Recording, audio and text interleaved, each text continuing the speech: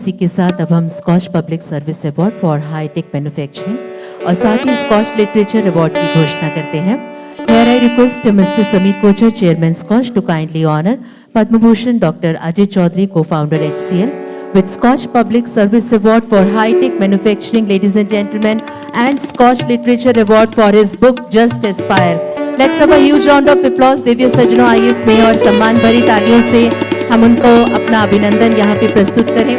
Ladies and gentlemen, Dr. Ajay Chaudhary, known as tech pioneer and father of Indian hardware.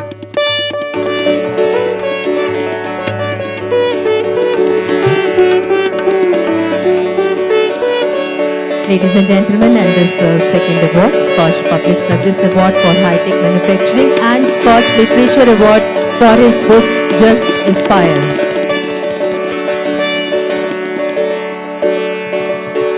Thank you so much, sir.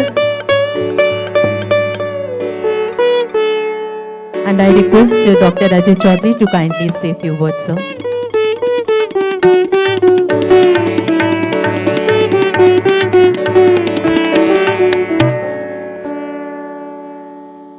One day, a young man said, I want to come and meet you.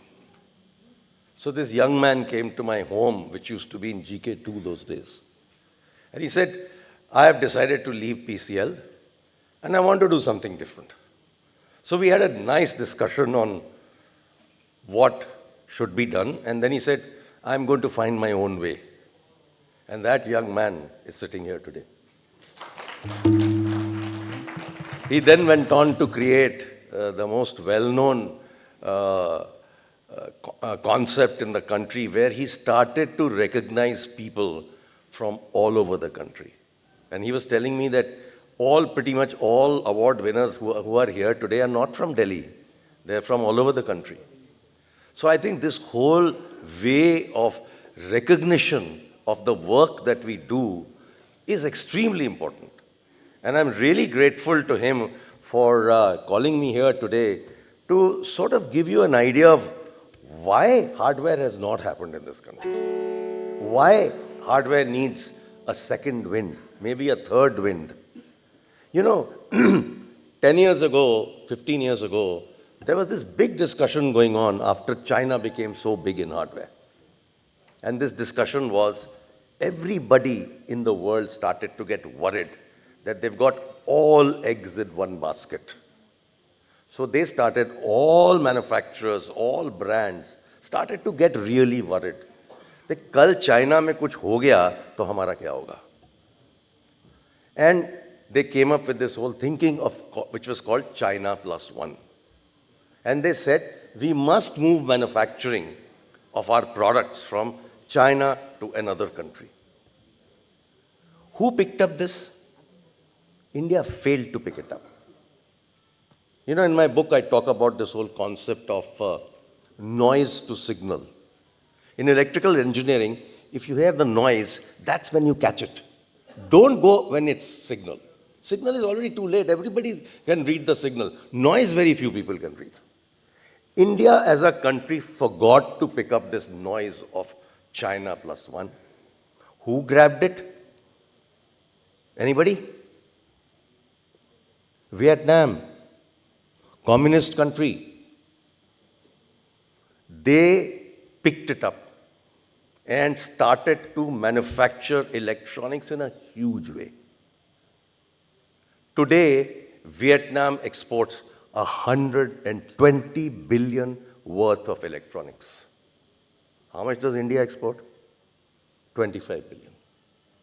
What happened to us? Large country, great capability, but very slow in moving. Yes, still an elephant when we sort of think about us. We need to move much faster. So, where is the opportunity today for electronics? The opportunity today in electronics is what I call China plus two. China plus two is where we can differentiate with the Thailands and the Indonesias and the Vietnams of the world with our capability. Our skill lies in design. So if we can design and make products in India and we can do it for the world. We can create a NVIDIA from India in 20 years. We need to have that kind of a dream. If we think small, we'll never succeed. So we need, today what is why NVIDIA is valued at $1 trillion. The reason why NVIDIA chips are, that they make chips only. They are a fabless company, they manufacture nothing. But NVIDIA's value is $1 trillion. Why? The reason why is what Samir talked about. AI needs very, very, very fast chips.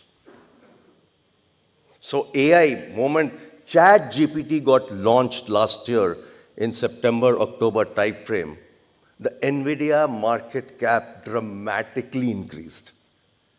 So suddenly everybody in the world is thinking, my God, hardware mein bahut paisa hai, but it is there with few people. If you look at $1,000 Apple phone, we make phones in India. We are so proud of making so many Apple phones in India. Come on, the value of out of $1,000, $30 in manufacturing. That's it. The rest of the value sits with Apple. So what are we doing? We are doing the $30 work. We are not doing the rest of the work, the design work, the branding work, the marketing work, etc., etc. We just don't do it. So this is really where we should go as a country. My last chapter of my book is my dream for India. It talks how we should now work and be successful in electronics. And that's really what we need to do. We need to move away from thinking that just manufacturing is good enough. It's not. We need, yes, the government has done some fantastic work in creating PLIs for manufacturing. We have achieved something which was essential. We have achieved scale. But while achieving scale, we did not do value addition in India. And I'm sorry to say, I'm very much against government's policy of opening up components for phones to be bought free. This was done 1 week ago. Why? If we don't force people in India to make components for phone, it'll never happen. What have we now done? All Chinese components will come in zero duty. Phones made by Apple will become cheaper. Phones made by Chinese companies will become cheaper. 60% of the market is with Chinese companies. I have some fears sometimes, and I don't know whether I'm right or wrong, but I will talk about it to you, to all of you. How did we as a country, get run by the British? How did it happen? They came to trade and they set up East India Company in Calcutta. After a while, they started to control our economy. And then the British government gave them the rights to run the country as a company. And then the British government themselves became East India Company. That is the transition that took place. Today, at Galwan, we fight China. Hand-to-hand fights, right? And then we open up the market for China. Good news. Come on, come happily to India and make products and do whatever you like. The market is open for you. When IPL sells its rights for advertising, it goes to a Chinese company.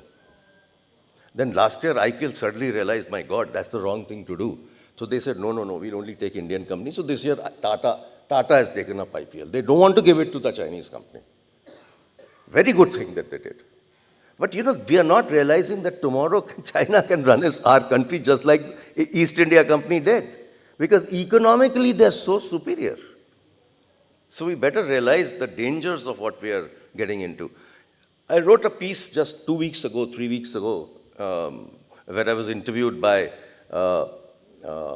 Vikram Chandra of Vion. And Vikram asked me this question. I said, what is the threat of Chinese chips in India? And I laid out the complete scenario to him. Every Chinese chip can have a trapdoor, right? So you have all the CCTVs anywhere you go in the country. Most secure organizations of the country, including NSA's office, will have a Chinese CCTV. Inside that might be sitting a trapdoor with all data going back to China. So look at what we are facing as a country. We have opened up the whole market to China and not allowed Indian companies to grow. When the PLI was announced, it was said that there will be 4 or 5 large global companies and there will be 2 to 3 Indian champions. Those Indian champions have not happened. Because in phones, Chinese are dumping product here. So I was talking to Micromax, I was talking to Lava, and I was talking to Carbon. And I said, why are you guys not coming back into the market? And they said, we just can't compete. Because the cost of money in China, as far as all these companies consider, is zero. They can take money and they don't have to pay back. Bharat देश में आप 18% दे रहे हैं, 16% दे रहे हैं. How can you ever succeed? So for this purpose, PLI was created to help all the manufacturers to get the benefit that they were not getting. So to cut the story short, we have great opportunity to become the product nation for the world, and we have to do it in every area. And there is a great opportunity because today there's serious trust deficit of China globally. People do not want to buy from China. I was in Taiwan 3 months ago, and all the investors from China said, all manufacturers of Taiwan said to me, every customer of ours has told me to move away from China. So here's our opportunity. Let's seize it. Let's not be an elephant anymore. Let's be a gazelle. Thank you.